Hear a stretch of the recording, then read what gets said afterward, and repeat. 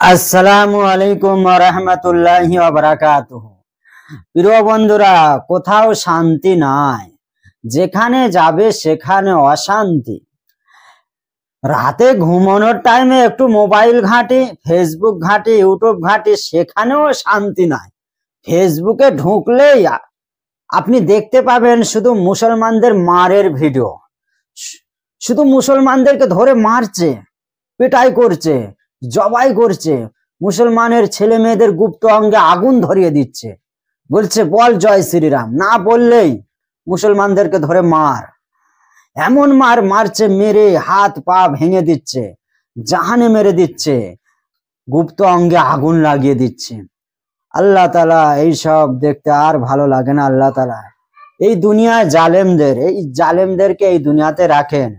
ইমানদার মুসলমানদের আর ভালো লাগছে না। আল্লাহ তাআলা ইমানদার মুসলমানদেরকে আপনি তুলে নেন।